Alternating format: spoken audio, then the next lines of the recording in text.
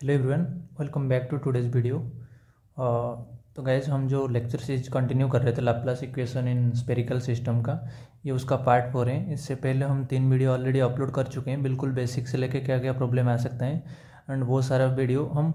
पिछले 3 पार्ट में डिस्कस कर सकते हैं। अगर आप वो तीनों वीडियो नहीं देखे हैं तो डिस्क्रिप्शन में लिंक है, आप जाके पहले वो तीनों वीडियो देख लीजिए ताकि आपको ये वीडियो समझने में बहुत आसानी होगी।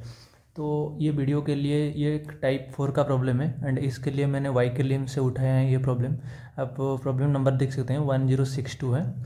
एंड ये प्रॉब्लम क्या बोल रहे हैं आइए ये देखते हैं। प्रॉब्लम बोल रहे हैं कि a dielectric sphere of radius a okay and dielectric constant epsilon 1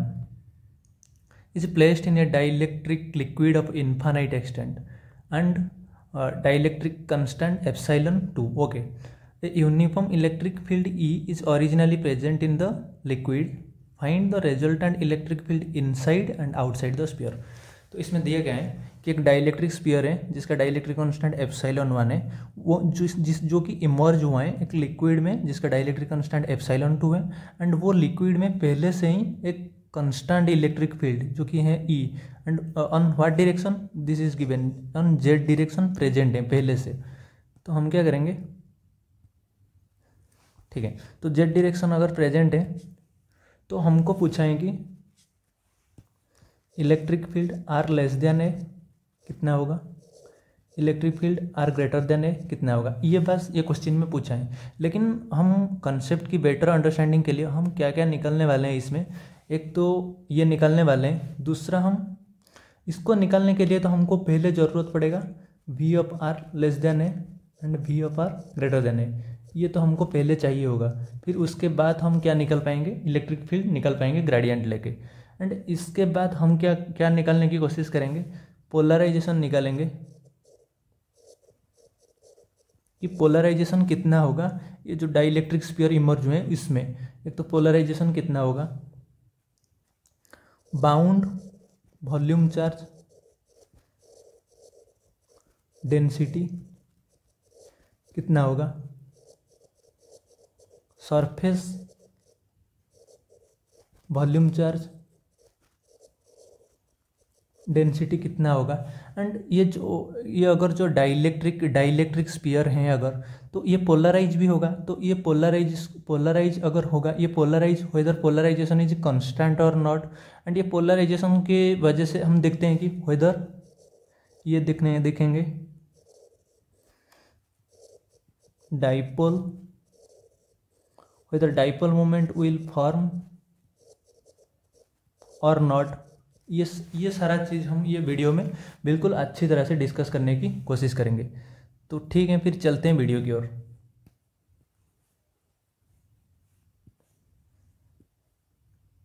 ठीक है, जैसे कि मैंने बोला कि ये प्रॉब्लम इलेक्ट्रिक फील्ड को निकालने से पहले हमको क्या चाहिए होगा, पोटेंशियल चाहिए होगा एंड आज इट इज़ स्फेरिकल सिमेट्री, हमको पता है कि पोटेंशियल की जो फॉर्म होगा वो कुछ इस तरह से रहने वाला है, summation L equal to 0 to infinity A L R to the power L plus B L upon are to the power L plus 1 into P L cos theta, इस तरह से रहने वाला है। तो इसको आसान करने के लिए मैं क्या कर रहा हूँ कि दो पोटेंशियल डिफाइन कर रहा हूँ, एक तो अंदर φ1 एंड बाहर का पोटेंशियल डिफाइन कर रहा हूँ φ2। तो φ1 को कब क्या फॉर्म वही लिखूँगा, क्या होगा, summation L equal to 0 to infinity A L R to the power L plus B L upon are to the power L plus 1 into P L cos theta and φ2 के लिए सिर्फ मैं इसका कोफिशिएंट चेंज कर रहा हूँ, L equal to 0 to infinity C L are to the power L plus D L upon are to the power L plus 1 into P L cos theta. एक बार हम दो ये पोटेंशियल लिख लिए, इसके बाद हमारा क्या काम है कि इसका कोफिशिएंट फाइंड आउट करना एंड ये कोफिशिएंट फाइंड आउट करने के लिए हम किसका हेल्प लेंगे, बाउंड्री कंडीशन। तो आज इधर डाइलेक्ट्रिक आ गया है तो इधर हमारा जो इलेक्ट्रिक डिस्प्लेसमेंट है डी वो हमारा इधर यूजफुल हो जाएगा। तो बाउंड्री कंडीशन में भी अभी उसको भी हमको इंक्लूड करना पड़ेगा। तो पहला तो बाउंड्री कंडीशन जैसे हमको पता है, ये बाउंड्री कंडीशन लगाते हैं। बाउंड्री कंडीशन पहला तो बाउंड्री कंडीशन हमको पता है कि φ1 = φ2 एट r = a, ये पहला बाउंड्री कंडीशन हो गया। सेकेंड बाउंड्री कंडीशन क्या है कि phi one that is R less than A is finite at are equal to zero, कि आर इजिकल टू जीरो में ये फाइनाइट होना चाहिए। थर्ड बाउंड्री कंडीशन क्या हो गया हमारा कि phi two R tends to infinity में, कि फाई टू अगर आर टेंड्स टू इन्फिनिटी होगा तो वो कितना होगा, अगर कांस्टेंट इलेक्ट्रिक फील्ड में हमको पिछली वीडियो में भी बताया था कि क्या होगा कि ई इधर इलेक्ट्रिक फील्ड ई दिया है, ई आर कॉस थीटा होगा phi two. And fourth boundary condition क्या होगा कि फोर्थ बाउंड्री कंडीशन हमारा डी के ऊपर आ जाएगा कि D perpendicular above minus D perpendicular below equal to zero, जिसकी वजह से क्या हो जाएगा D perpendicular above equal to D perpendicular below. इसको जीरो मैंने क्यों लिखा, क्योंकि इधर कोई फ्री चार्ज प्रेजेंट है नहीं, इसलिए D perpendicular above equal to D perpendicular below. And ये तो लीनियर डाइलेक्ट्रिक है, लीनियर डाइलेक्ट्रिक के लिए हमको पता है कि डी इजिकल टू कितना होता है कि epsilon into electric field, and जो इलेक्ट्रिक फील्ड का नॉर्मल कंपोनेंट होता है डी भी अपन डी आर होता है, तो यही लगाते हैं फिर। तो ये डी एबोव कितना हो जाएगा, डी एबोव मतलब बाहर वाला मतलब epsilon two into E two, तो ई टू का वैल्यू कितना हो जाएगा minus del upon del are of phi two, sorry मैं इसको इधर ही लिखता हूं। तो डी अबव का वैल्यू कितना हो जाएगा एप्साइलॉन टू, ये माइनस लिख लेता हूँ पहले, del phi two upon del R equal to minus epsilon one into del phi one upon del R. यह हमारा अभी डी का कंडीशन को सेटिस्फाई कर लेगा। ठीक है, तो ये चारों बाउंड्री कंडीशन को यूज करके हम सारा कोफिशिएंट निकालने वाले हैं। तो पहला बाउंड्री कंडीशन अगर देखें तो ये जो दो boundary condition second and third boundary condition देखें तो बोल रहे हैं कि at are equal to A at are equal to zero phi one should be finite. तो अगर फर्स्ट टर्म को हम देखें तो फाई वन के टर्म में देखें, फाई वन के टर्म में तो अगर आर इजिकल टू जीरो पे फाइनाइट होना है तो बी एल को जीरो होना पड़ेगा। इसका मतलब फाई वन हमारा ऑलरेडी आ गया, कितना होगा summation L equal to zero to infinity A L R to the power L into P L cos theta. इसका मतलब B L equal to zero हो गया हमारा, B L equal to zero for all L, बस इतना ही। ये पहला boundary condition आ गया हमारा, पहले बाउंड्री कंडीशन की वजह से आ गया। नेक्स्ट दिखते हैं,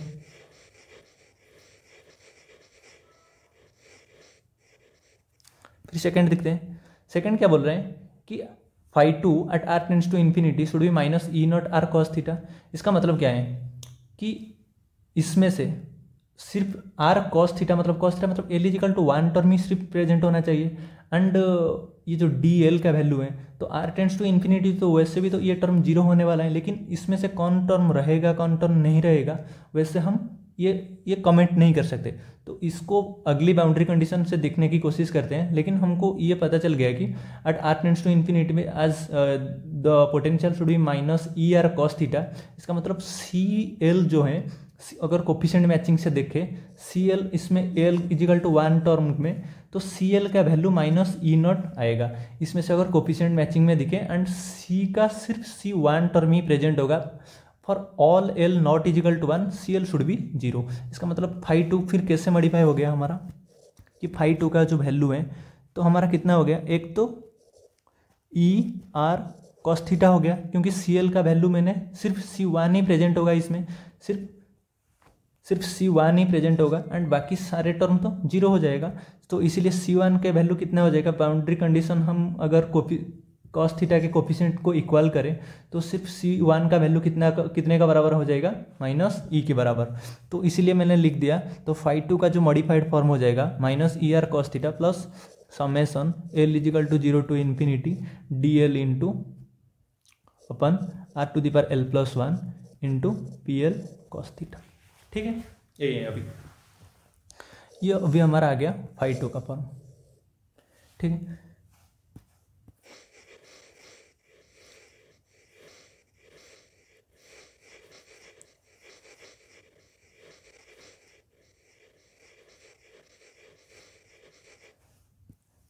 तो नेक्स्ट बाउंड्री कंडीशन क्या कहता है कि at are equal to A phi one equal to phi two, then क्या हो जाएगा, लिखते हैं फिर, that's implies summation L equal to 0 to infinity. तो आर की जगह पे ए पुट करते हैं, A L into A to the power L P L cos theta equal to minus E A cos theta plus summation L equal to 0 to infinity D L upon A to the power L plus 1 P L cos theta, यही हो जाएगा। तो ये जो summation वाला term को एक side लाते हैं, summation L equal to 0 to infinity A L A to the power L, ये नेगेटिव हो जाएगा इस साइड में, minus D L upon A to the power L plus 1 into P L cos theta equal to minus E A cos theta, यही हो जाएगा। तो अगर ये इक्वेशन को हम गौर से देखें तो इधर भी अगर coefficient matching and cos theta के टर्म को मैच करके देखें तो सिर्फ एल इजिकल टू 1 टर्म ही कंट्रीब्यूट कर रहे हैं इधर से भी। तो अगर एल इजिकल टू 1 टर्म ही कंट्रीब्यूट कर रहे हैं तो कॉस थीटा का अगर हम दोनों का कोफिशिएंट मैच करके देखें तो फिर क्या आ जाएगा, हमको क्या दे सकते हैं इधर, तो सिर्फ एल इजिकल टू 1 टर्म ही कंट्रीब्यूट करेगा। तो A one into A to the power l minus D L upon A to the power L plus 1 should be is equal to minus E into a. E जो है वो electric field है, याद रखना ये। तो ये आ जाएगा। अगर हम इसमें से ए वन की वैल्यू कितना है दिखने की कोशिश करें तो ए वन कितना होगा, माइनस ई, तो सॉरी एल इजिकल टू 1 है ना, तो एल इजिकल टू 1 पे तो ये 1 ही हो जाएगा ना, तो सिर्फ ए वन इंटू ए रहेगा, तो माइनस ई, तो ए वन अगर निकालने की कोशिश करें तो ए तो डिवाइड हो जाएगा, तो सिर्फ माइनस ई बचेगा प्लस डी, इसमें भी तो एल इजिकल टू 1 है ना, तो सिर्फ इधर डी 1 है, ठीक है, डी 1 अपन ए, तो ये क्या हो जाएगा फिर, एल इजिकल टू 1 अगर बचेगा तो ए स्क्वायर था ना, तो ये अभी ए क्यू हो जाएगा, ठीक है। आई थिंक इतना तक हमारा क्लियर है। तो ये हमारा एक तो कोफिशिएंट हमारा ए1 मिल गया एंड हमको पता चल गया कि सिर्फ एल इजिकल टू 1 का कोफिशिएंट ही बचेगा, मतलब ए1 एंड डी1 ही सिर्फ बचेगा एंड ए1 डी1 एंड सी1 सिर्फ यही टर्म सिर्फ बचेगा, बाकी सारे टर्म बाउंड्री कंडीशन की वजह से जीरो हो रहा है। तो हमारा अभी एक्सप्रेशन आ गया कि A one equal to minus E D one upon A cube. Next boundary condition हम लगाते हैं। तो इससे पहले हमने जो कि phi one and phi two का एक्सप्रेशन लिख लेते हैं। फाई वन हमको पता चल गया अभी, ए वन आर कॉस थीटा हो गया एंड फाई टू की जो वैल्यू है वो अभी क्या हो गया, minus E are cos theta plus D one upon are square into cos theta, यही हो गया ना, ठीक है। तो नेक्स्ट बाउंड्री कंडीशन क्या कहता है कि minus epsilon 1 into del phi one upon del R equal to minus epsilon 2 into del phi two upon del R. अभी करते हैं फिर यही, क्योंकि ये किसको बोलते हैं, D perpendicular above equal to D perpendicular below, इसको सिग्निफाई करता है। तो लगाते हैं अभी माइनस एप्साइलॉन 1 इंटू, इसका कितना आएगा कि into del upon del are of A one and ये किस पे, एट बाउंड्री ना, r equal to a and at are equal to a, तो A one r cos theta equal to minus epsilon 2 into del upon del are of कितना हो जाएगा, phi two की value minus E are cos theta plus D one upon are square into cos theta and ये भी eight are equal to ए पे हमको लिखना है। तो क्या फिर वैल्यू हो जाएगा माइनस एप्साइलॉन, तो इसका तो ये भी आर इजिकल टू ए ही है, इसका तो डेरिवेटिव सिर्फ कॉस थीटा का तो कांस्टेंट बाहर आ जाएगा, सिर्फ कितना हो जाएगा ए वन कॉस थीटा, ठीक है। एंड इसका वैल्यू कितने में इक्वल हो जाएगा अभी, माइनस एप्साइलॉन 2 है अभी, फिर कितना हो जाएगा, तो इधर का माइनस माइनस तो दोनों प्लस हो जाएगा। फिर इसका कितना हो जाएगा, माइनस ई कॉस थीटा, ये हो गया। एंड इसका 1/r² का डेरिवेटिव कितना हो जाएगा, तो -2d1/r³ cos theta at r = a। ठीक है, तो एट r = a अगर हम अभी पुट कर लें तो ε1 a1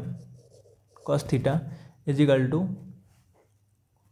ε2e माइनस में कॉस थीटा माइनस 2d1/r की जगह पे a पुट करते हैं, a³ इंटू कॉस थीटा, यही टर्म आ गया अभी। ठीक है, एंड इसमें से अगर कॉस थीटा की कोफिशिएंट को हम इक्वल कर दें तो क्या आ जाएगा, ε1 = माइनस ε2e माइनस 2d1/a³, इतना आ गया। तो फिर हम क्या करेंगे अभी कि a1 की जगह पे हमने जो a1 की कोफिशिएंट निकाला था कितना, ये -e प्लस d1/a³, ये पुट करते हैं, ε1 into -e plus d1/a³ = ε2e minus 2d1/, अच्छा, एंड ये ε2 इधर भी मल्टीप्लाई होगा ना, तो क्योंकि ये ब्रैकेट में था ना पूरा टर्म, तो इधर भी ε2 आएगा, इधर भी ε2 आएगा, 2d ε2/a³, वही है, दैट्स इम्प्लाइज ये क्या हो जाएगा। हम क्या कर रहे हैं अभी क्या करेंगे कि d1 के टर्म को सिर्फ एक साइड रखेंगे, तो d1 के टर्म को अगर एक साइड रखेंगे तो क्या हो जाएगा, फिर ये वाला को लेफ्ट साइड में ले आते हैं तो क्या हो जाएगा, ε1 d1/a³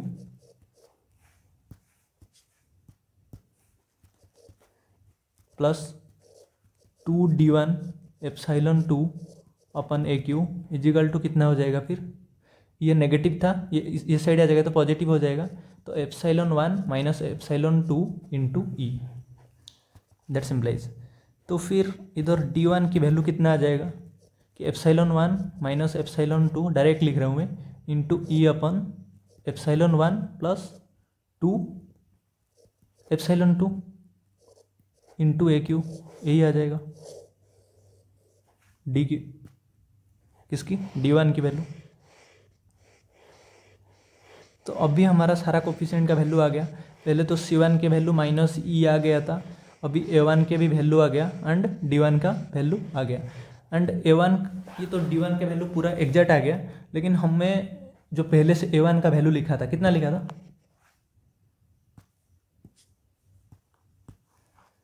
a1 का वैल्यू हमने लिखा था -e प्लस d1/a³, यही लिखा था। तो अभी फिर d1 के वैल्यू पुट करके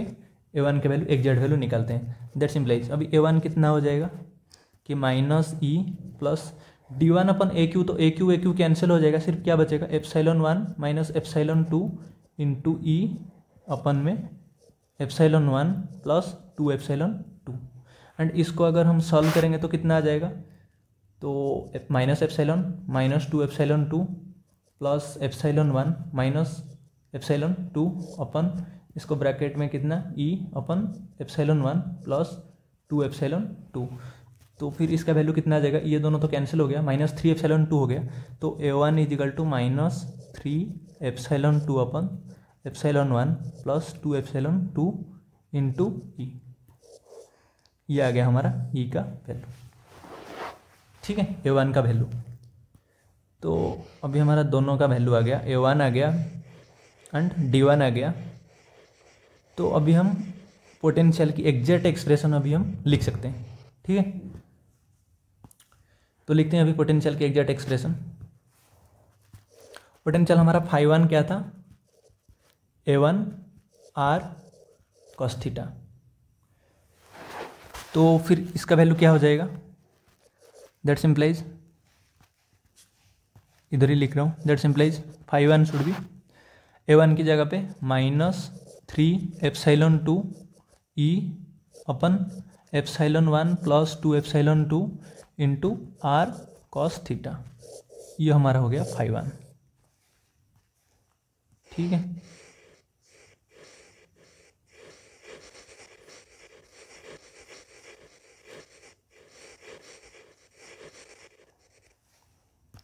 एंड ये किस में था, फाई 1 हमारा R less than A region के लिए था। वैसे ही फाई 2 का वैल्यू हमको अभी लिखे थे कितना, कि minus E are cos theta plus d1 upon are square into cos theta, यही लिखे थे। तो फिर क्या हो जाएगा, minus E are cos theta plus d1 का वैल्यू अभी क्या निकाला था, epsilon 1 minus epsilon 2 upon epsilon 1 plus 2 epsilon 2 E into ए क्यू। तो क्या था, epsilon 1 minus epsilon 2 upon epsilon 1 plus 2 epsilon 2 into E into A cube upon are square into cos theta, यही हो गया अभी। तो इसको हम फिर कैसे लिख सकते हैं, दैट सिंप्लाइज फाई 2 को, तो ई आर ई माइनस ई 1 minus epsilon 1 minus epsilon 2 upon epsilon 1 plus 2 epsilon 2 into, इसको तो मैंने आर को भी बाहर ले लिया, आर कॉस थीटा को बाहर ले लिया, तो फिर क्या आ जाएगा इसमें, A cube upon are cube. तो इसको मैंने क्या कैसे लिख सकता हूँ कि ए अपन आर का whole cube into are cos theta, वैसे लिख सकता हूँ, है कि नहीं। ठीक है,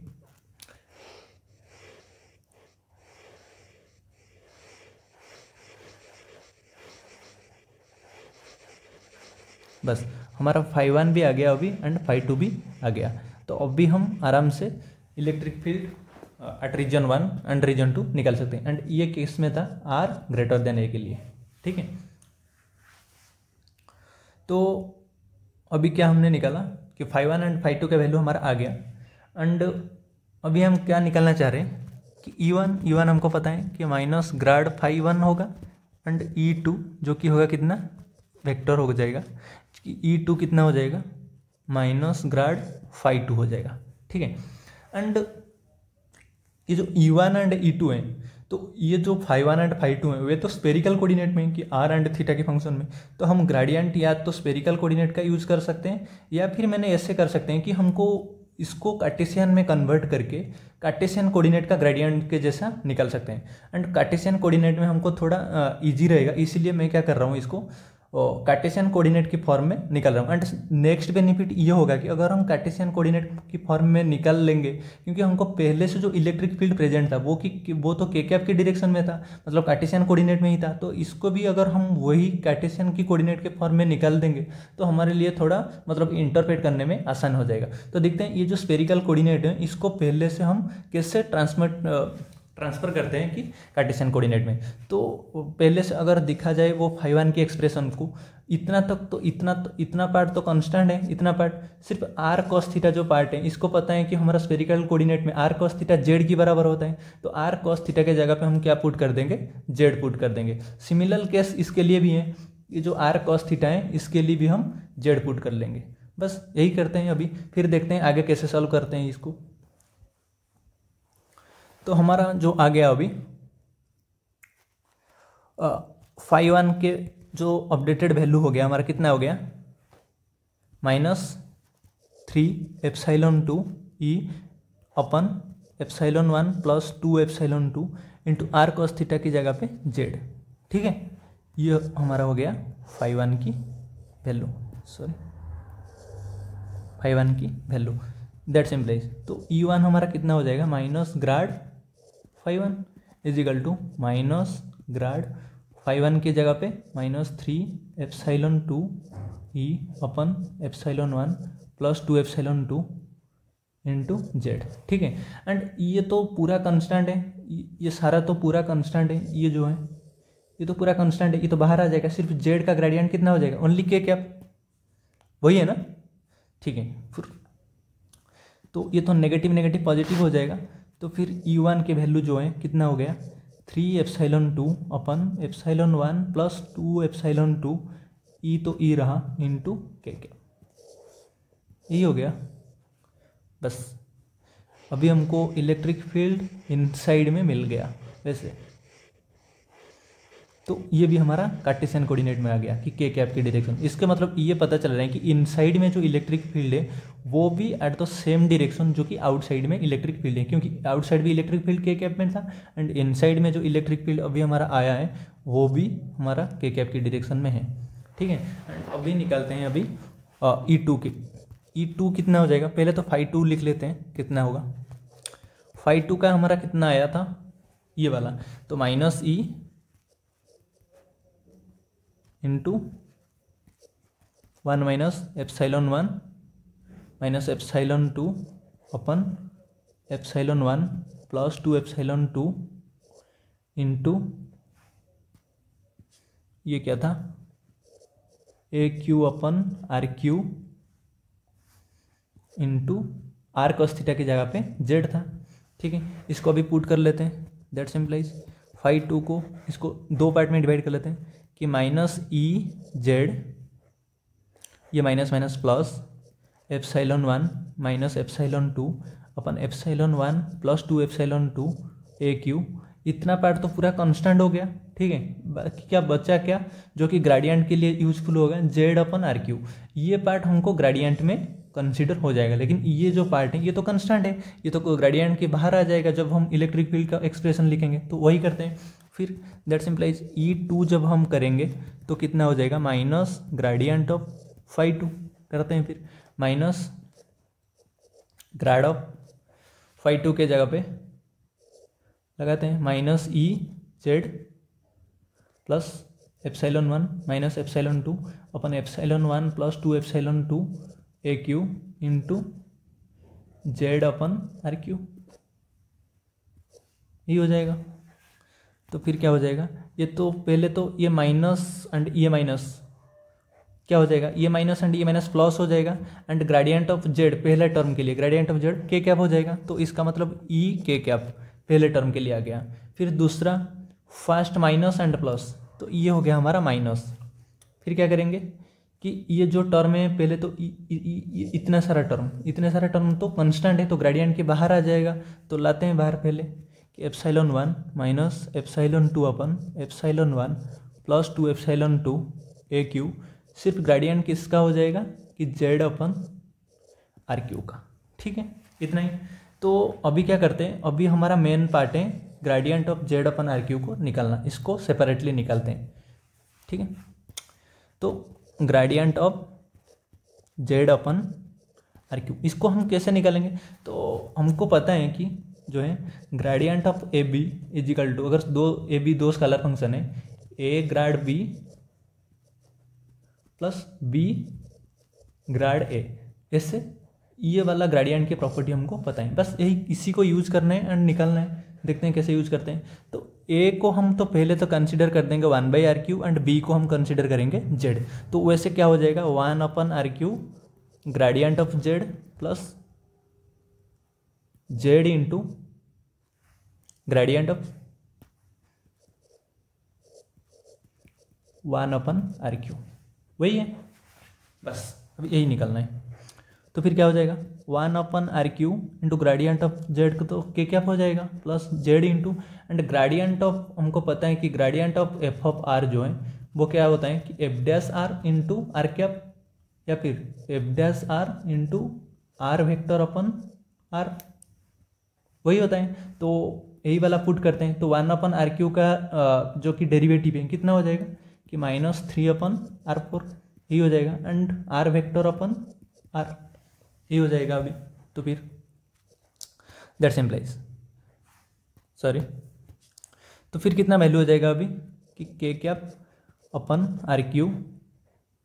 ये तो माइनस में हो गया 3z upon r5 into are vector, यही हो गया अभी। ठीक है, तो इसी को ये किसकी वैल्यू हो गया कि ग्रेडियंट अपन जेड अपन r³ की वैल्यू। इसको अभी लेके कहाँ पे पुट करना है, इधर पुट करना है अभी इसको लेके। तो करते हैं पुट, दैट सिंप्लाइज जो हमारा E2 के वैल्यू आ जाएगा कितना, E2 के वैल्यू आ जाएगा कितना, तो पहले तो ई नॉट के कैप ही है ही, ई के कैप है, माइनस ये है epsilon 1 minus epsilon 2 upon epsilon 1 plus 2 epsilon 2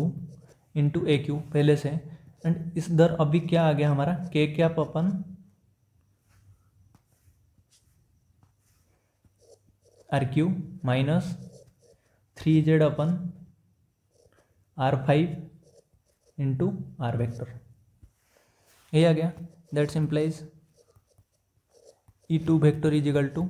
ई के कैप माइनस, ये नेगेटिव को भी इस जगह अगर ऑब्जर्व कर लें तो ये प्लस हो जाएगा, epsilon 1 minus epsilon 2 upon epsilon 1 plus 2 epsilon 2 A Q, ये क्या हो जाएगा अभी, हाँ और एक पार्ट शायद, हाँ ये जो ई को जब हम ये वाला स्टेप में देखो, ये ई तो बाहर है, जब हम मल्टीप्लाई कर रहे थे इसमें तो एक ई आएगा ना, फिर इधर भी एक ई आएगा, तो फिर क्या हो जाएगा, तो इधर भी एक ई आना चाहिए, इधर भी एक ई आएगा, ठीक है अभी ठीक हो गया। तो फिर इधर एक ई है, तो ये ई को अभी मैं क्या करता हूँ, ई को अंदर मल्टीप्लाई कर लेता हूँ, तो ई के cap upon are Q,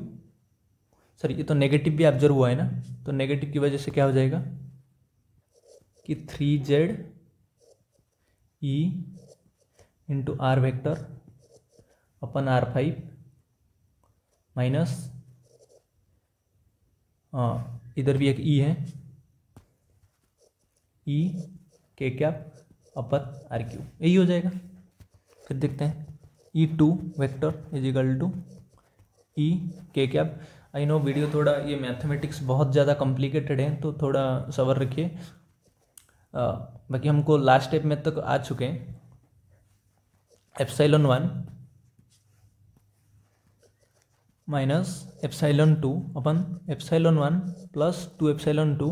A cube, तो इसमें हम क्या कर सकते हैं कि जेड इंटू ई, तो जेड तो हमको पता है कि आर कॉस थीटा है एंड ई है, इसका मतलब ये हो गया ई आर कॉस थीटा, तो इसको मैं ऐसे भी लिख सकता हूँ कि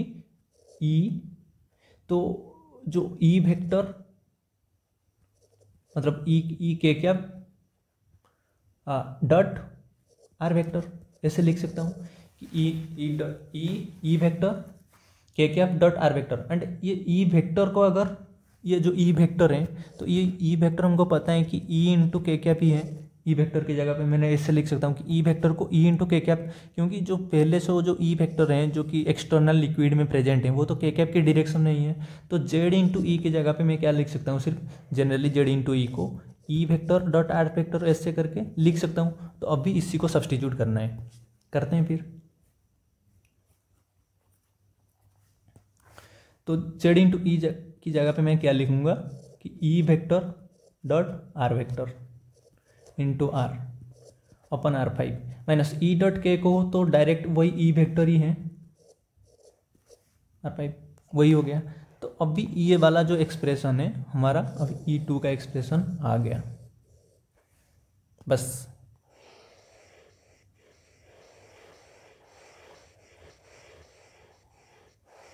हमारा क्या क्या आ गया, ये E2 जो है ये बाहर का इलेक्ट्रिक फील्ड है,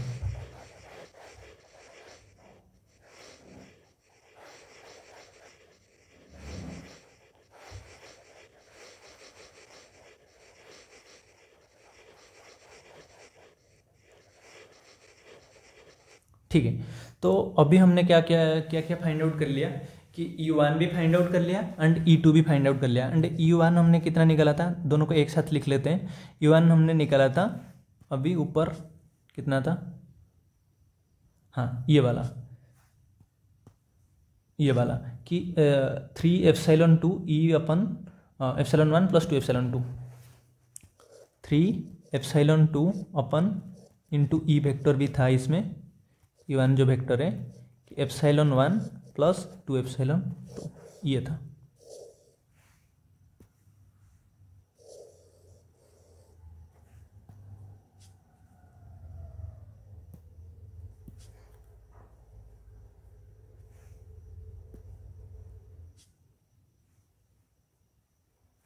ठीक है, कितना था E1 जो है 3ε2 अपन ε1 प्लस 2ε2 इंटू ई वेक्टर, ये भी ई वेक्टर ही था। ठीक है, तो इसको भी कर लेते हैं।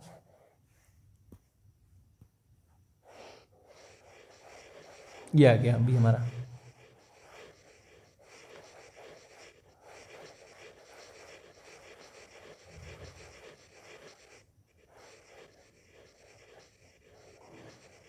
ये तो हमारा E1 आ गया एंड ये हमारा E2 आ गया। एंड ये जो है हमको पता है कि R लेस देन ए के लिए है एंड ये जो है R ग्रेटर देन ए के लिए है।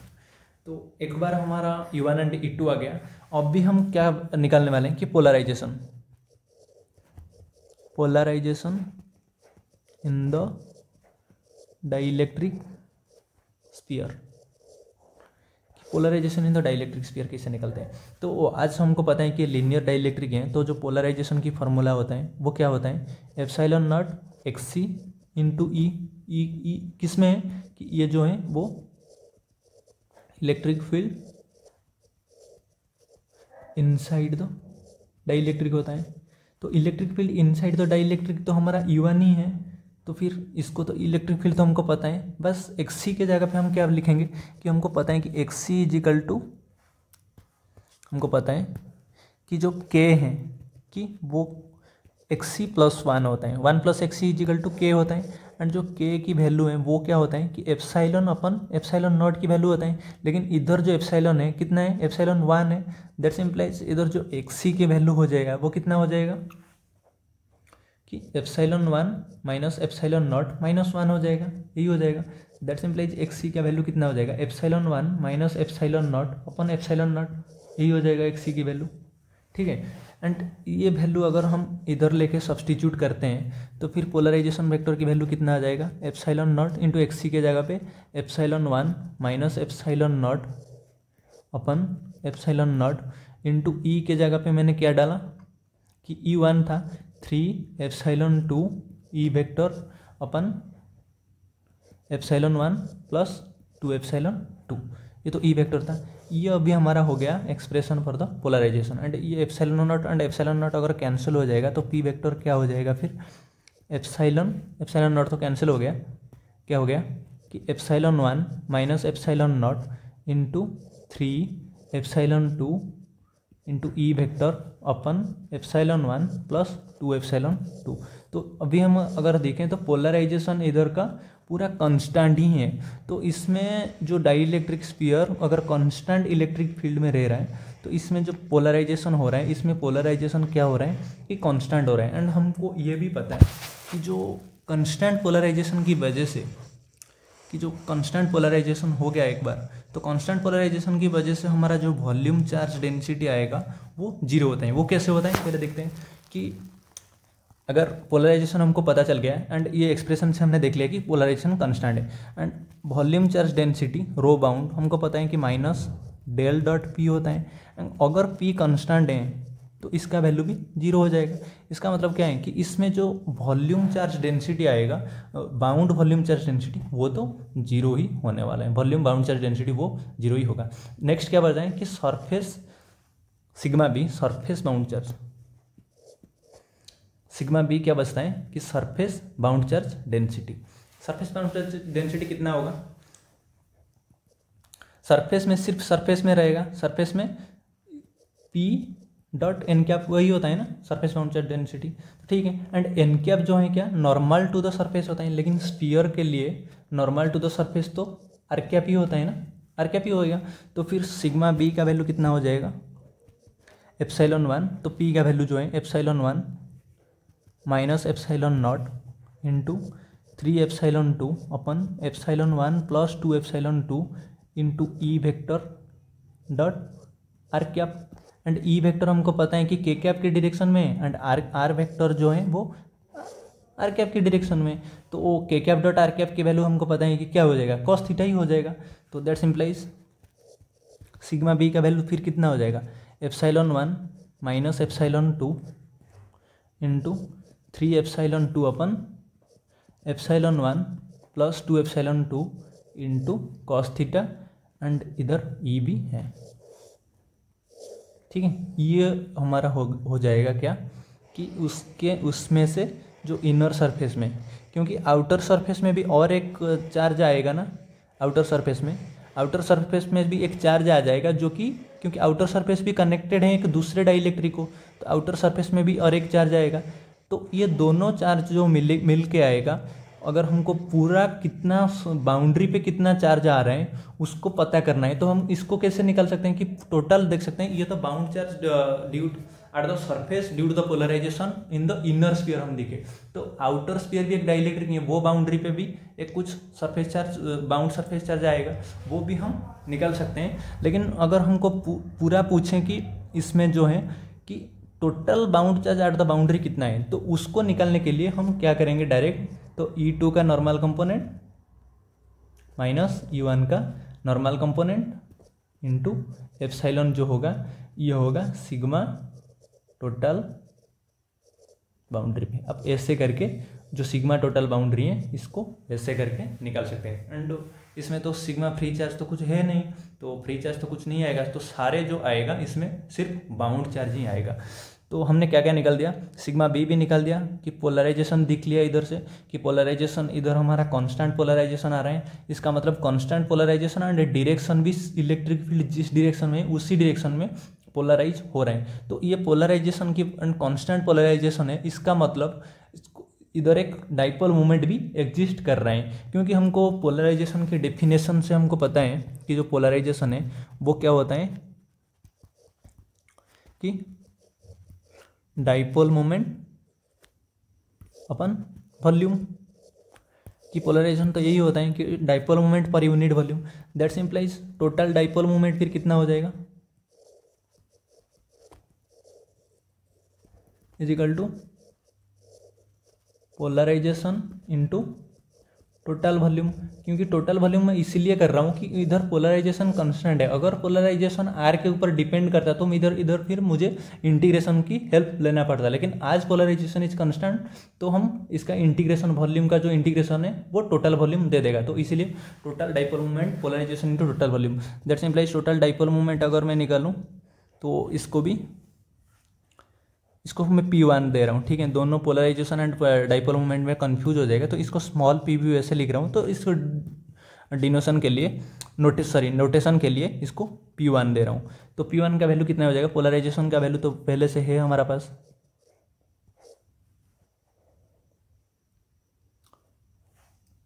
ये है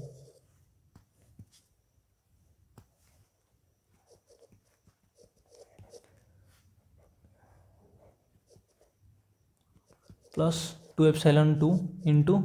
3 एप्सिलॉन 2 ई, ये पोलराइजेशन है, इंटू 4/3 पाई ए क्यू, ये तो टोटल वॉल्यूम हो गया, दैट्स इम्प्लाइज इधर जो डाइपोल मोमेंट आएगा ये कितना हो जाएगा, ये 3 कैंसिल हो जाएगा, फिर कितना हो जाएगा 4 into epsilon 1 minus epsilon not था ना इधर का, मैं क्या लिख रहा हूँ, epsilon not minus epsilon not है ये,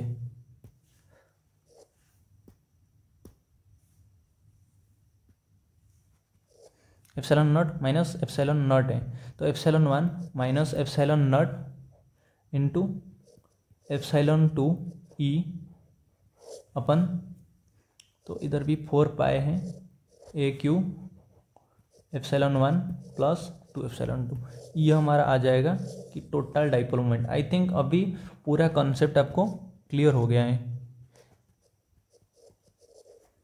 टोटल डाइपोल मोमेंट इंड्यूस्ड, तो ये अभी वो जो डाइलेक्ट्रिक है इसमें टोटल डाइपोल मोमेंट इंड्यूस कितना है, ये इसका एक्सप्रेशन अभी हमारा दे दिया। आई थिंक हमने सारा पैरामीटर कैसे क्या होगा सब कुछ डिस्कस कर चुके हैं, तो आज का वीडियो में इतना ही, हम आपको मिलते हैं नेक्स्ट वीडियो में, तब तक जय हिंद।